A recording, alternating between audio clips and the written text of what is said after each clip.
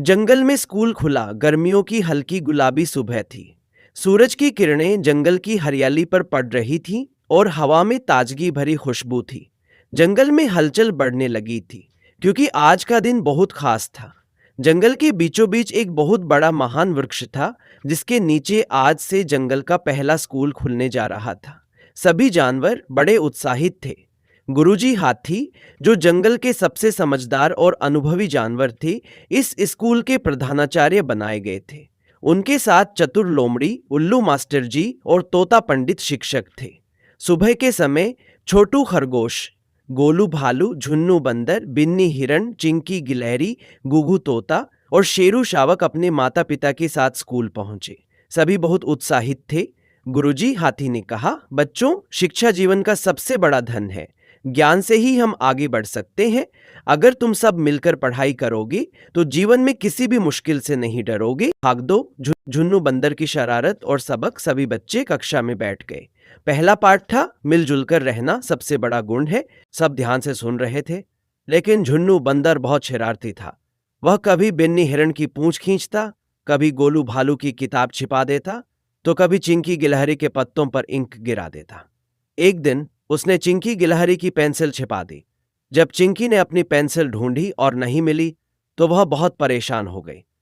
यह सब देखकर उल्लू मास्टर जी बोले, झुन्नू, अगर तुम्हारी चीज कोई छिपा दे तो तुम्हें कैसा लगेगा?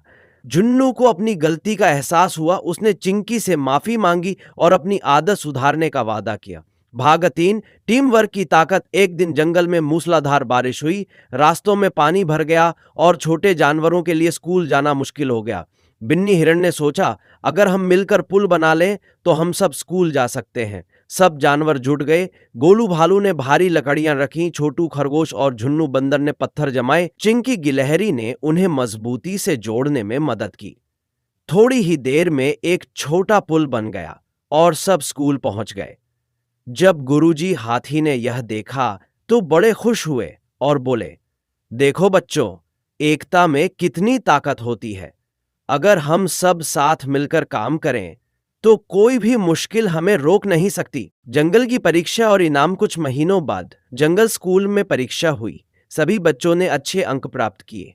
गुरुजी हाथी ने सबको शाबाशी दी और बोले, ज्ञान की राह कभी खत्म नहीं होती। हमेशा सीखते रहो, हमेशा बढ़ते रहो। सभी बच्चों ने मिलकर यह संकल्प लिया कि वे शिक्षा को कभी नहीं छोड़ेंगे और हमेशा मिलजुल कर रहेंगे। क्या सीख मिला? 1, मिलजुल कर रहने से हम बड़े से बड़ा काम कर सकते हैं। 2, शरारतें मजेदार हो सकती हैं, लेकिन दूसरों को तंग करना गलत है। 3, ज्ञान सबसे बड़ा धन है, इसे कभी नहीं छोड़ना चाहिए।